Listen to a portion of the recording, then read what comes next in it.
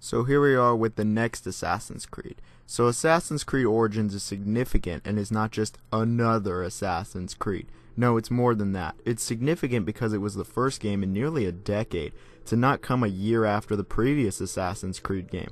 In 2016, Ubisoft gave the series a break and instead had their next game pushed back a year to make sure it was up to snuff, and they felt that there was quite some stagnation with the previous Assassin's Creed game Syndicate, and dwindling sales further proved this. So they decided to give the game a year off, basically. They decided to give the series a whole year off to just come back bigger and stronger than ever, and make something different from the previous games. Not only did they make something different, they actually made the origin story for Assassin's Creed in general. So let's get into it. Assassin's Creed Origins has two storylines to it. One in modern day and then the actual storyline. The modern day storyline actually does have a character for you to play as named Layla, who is a researcher for Abstergo Industries. She has been tasked with finding an artifact in Egypt. Well, she ends up finding a tomb, I guess, with the oldest assassins ever. She then takes advantage of this opportunity to relive their memories with an animus she has just apparently made. She wants to get into their program. Let's just say they don't exactly like this. There is actually more to the modern day plot. Yes, there is actual development to an extent here. There is actually something attempted here at least. They have more plot progression in this game than like the last 4 games combined. There is something here. Is it any good? No, not really, to be honest. I mean, it comes off as just too vague and very basic for the most part, with a very predictable plot twist. But they tried something different, or at least tried something at least, so that's a step in the right direction. I guess that's a win. The ending, though, is pretty bad. They also confirm Watch Dogs is actually canon to Assassin's Creed and are in the same universe, but that's the modern day stuff. Nobody really cares about that. The real story is the story of Bayek. The game takes place in 49 BCE in Egypt and the surrounding area. Bayek is a Medjay for his little town of people. Basically, he is like the guardian for the town. Well, one day he is with his son, just having a nice day, when he actually gets abducted. He gets abducted by these really strange men and women in masks known as the Order. They're trying to get into this vault that is in Bayek's little town. They expect Bayek would know how to get in since he's a Medjay. Well, they have his son as well. But Bayek is able to get free thanks to his son. However, when struggling with the guards, Bayek inadvertently stabs his son, killing him actually. The Order give up and just leave Bayek. The actual game takes place 1 year later. Bayek is still the Medjay, haunted by his past. He meets up with his wife Aya, and the two determine that they must put a stop to this Order and these evil masked men and women and they want to put their son to proper rest, and the only way they can do this is by properly avenging him. The Order would of course go on to be the Templar Order, and Aya along with Bayek are the first assassins, starting this whole feud that would span for an eternity. The story, I'll be honest, is actually good. The beginning is really strong, and I feel that you feel bad for Bayek. Yeah, it really shows that Assassin's Creed needs someone close to the protagonist to die to give more motivation to the assassins, but I think it's probably the best handled death since Ezio's family. It makes you feel for Bayek, and you really want revenge on these masked people. And they're just grade A scum as well. They aren't just trash. I think the plot develops really well in this game, and the way that it actually intertwines historical figures and they're brought in, I think, is actually excellent. I would argue this is the strongest plot in a while for Assassin's Creed actually, and the ending was actually quite good, if not a little sad. One reason it is so good is Bayek. He really makes the story good actually, and I was a fan of him. I think he's the best protagonist since Edward in AC4, with the only other protagonist being anywhere near as close as him as Shay in Assassin's Creed Rogue. He's just endearing, really. And he has his heart in the right place. He's also not stupid. He can see the ruse that does end up happening near the end of the game. His wife Aya is good also. She's not as good as him and mostly plays off him, but she is strong and one of, if not the strongest female character probably in Assassin's Creed, like as a franchise. Overall, I'm going to say the story is quite good. I actually liked it on almost all fronts. Now, the gameplay is actually a bit different from the previous 10 games, so maybe I won't sound incredibly repetitive, and maybe the sky will rain blood. Assassin's Creed Origins is an open-world action stealth game with a bunch of RPG aspects now. In fact, I would say it's on the cusp of being an action RPG. Let us start with how we always do in these reviews, going over the assassin.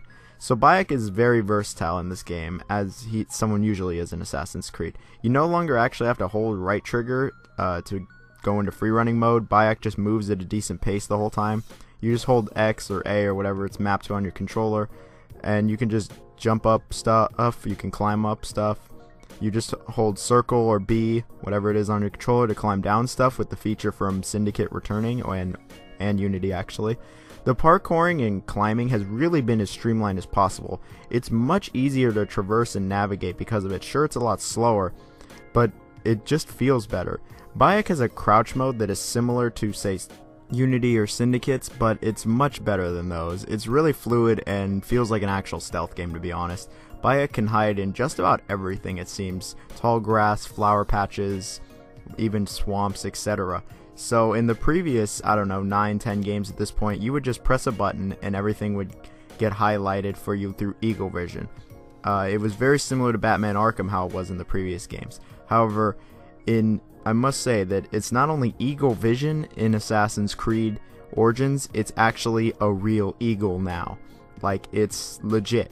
The eagle from Far Cry Primal has crossed over, and this is your new Eagle Vision. What you knew in the past is gone. It flies up high above and will never get attacked. You can use it to spot guards, main missions, objectives, treasure, pretty much everything. I actually like this and think it's a good change of pace from just pressing Y or triangle to just see everything like the previous games, like it was Batman Arkham. You now have to fly around to see everything. It's also in real time, so make sure Bayek is hidden. So one of the biggest changes to the game is the combat. The combat is completely different from anything in the series before. The game takes on a much more Dark Souls Witcher style of combat. Use the triggers and shoulder buttons to do left, light, and heavy attacks first off, like Dark Souls. You can shield with the left bumper also. You can lock onto enemies by pushing in the right analog stick. In previous Assassin's Creed games, it was the paired animation system, meaning you could only attack one enemy at a time, but only one enemy could attack you at a time. Not anymore. This game uses frame data like Dark Souls and Witcher. Multiple enemies will attack you at once, and you can attack multiple enemies at once as well. It's pretty different, especially from the last couple games. There's even a rage mode, which usually gives you a super attack that just straight up goes through blocks. But yes, there is dodging, like strafing around enemies, blocking, and even parrying here. It's a lot more in depth. There's also the range combat. You just hold the left trigger down and Bayek goes into third-person shooter mode with his bow and arrow. It is identical to Middle-earth Shadow of Mordor. It is really snappy and is quite excellent, actually. It just feels really good again. It hadn't felt honestly this good since Black Flag. The shooting was very subpar in the last couple games.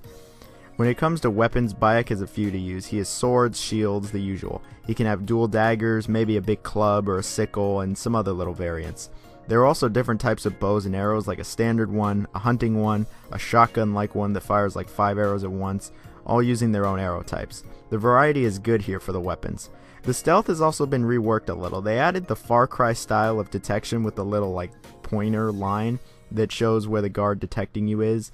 The AI will go investigate if a certain level of detection is reached, and when you're spotted, they go into kill mode. It's similar to the previous games, but I'll be honest, I thought the stealth here was some of the best stealth in the series.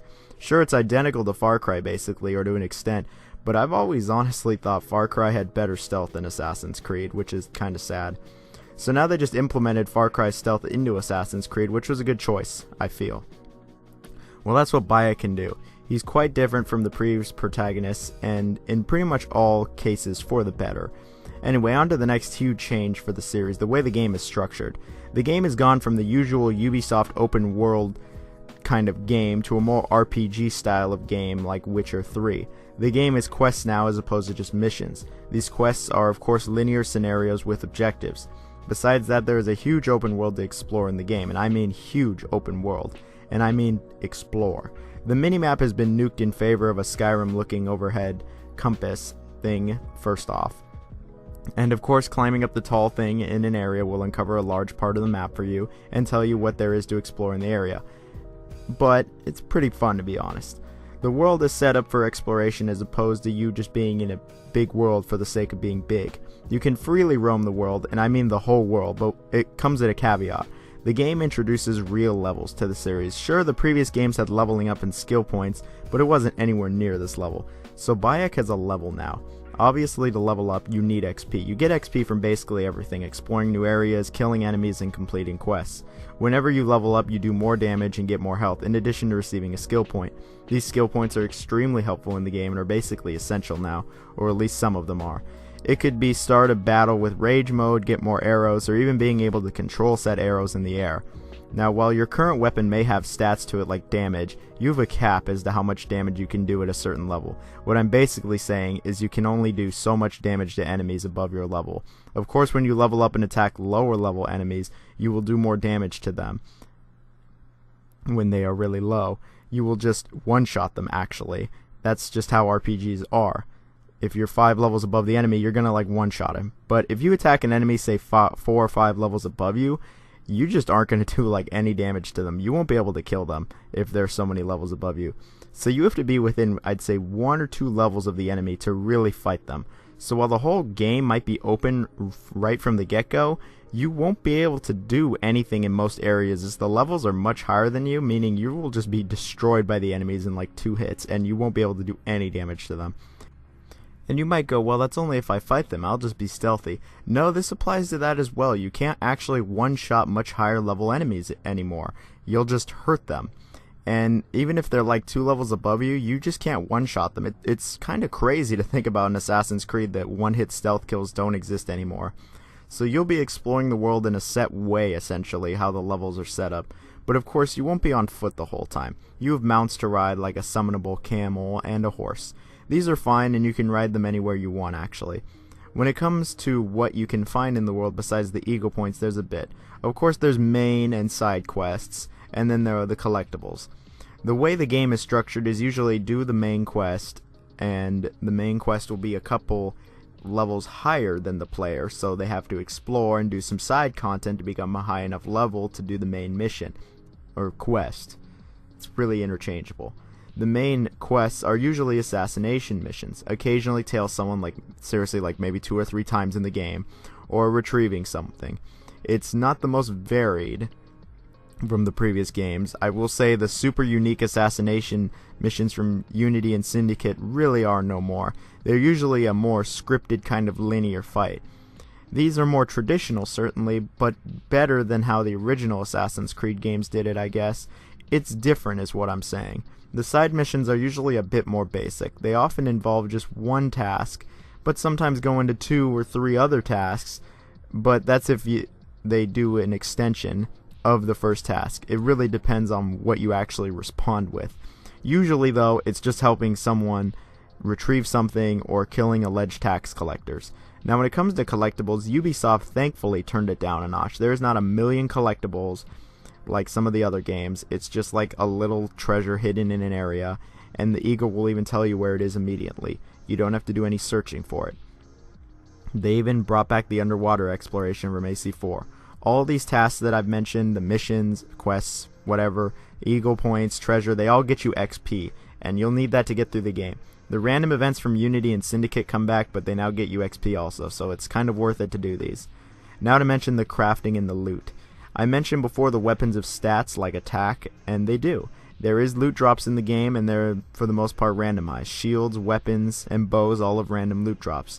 The loot drops seemed fine to me. I was getting good stuff every like 2 or so hours, sometimes faster. I'm really not sure what to say. I have little to no experience in loot games like Destiny. The only one I've honestly played is Borderlands, and I have played a lot of Borderlands.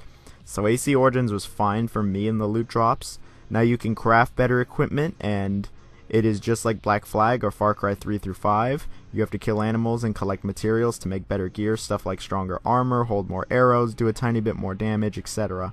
And good luck killing some of these animals. I swear, crocodiles and hippos are some of the most vile, evil creatures in this series so far. Do not take these things lightly. So the very last thing to mention in the game is the ship combat. Yes, it actually comes back. It's a little different because of the setting. You have people with fire arrows instead of cannons. You have fire bombs, and ramming really is like the best way to damage another ship. The controls are a bit different, but the ship combat is still good.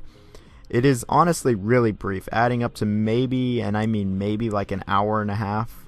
Maybe not even that, probably like an hour of gameplay. It's really nothing. It's barely in there. But it is cool that it's there.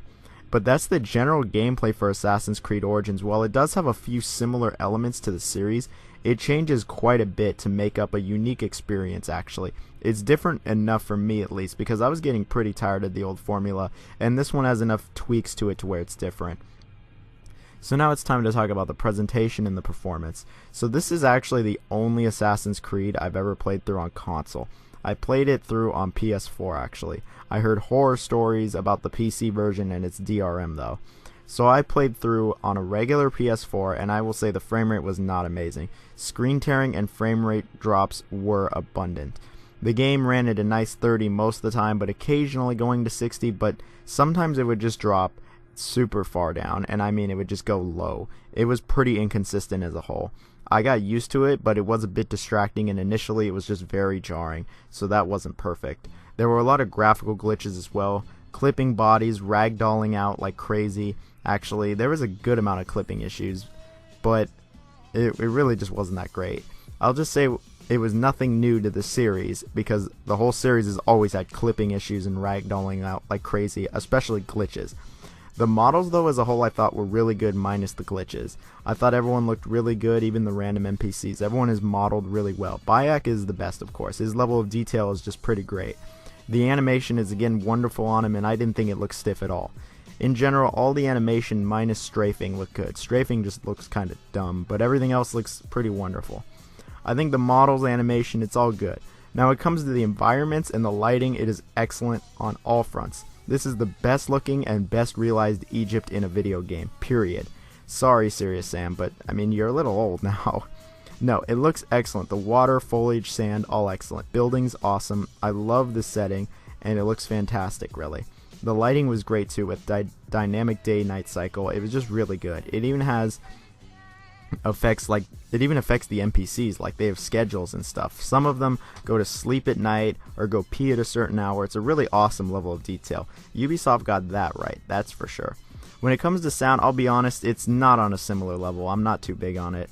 The sound effects were mostly reused from previous games, and I know they were because I played through 10 of these games in about 2 months. I know what I'm talking about. Most of these sound effects, if not almost all of them, were reused. I mean, that's fine, but some new meaty sound effects could have been added. They were just okay.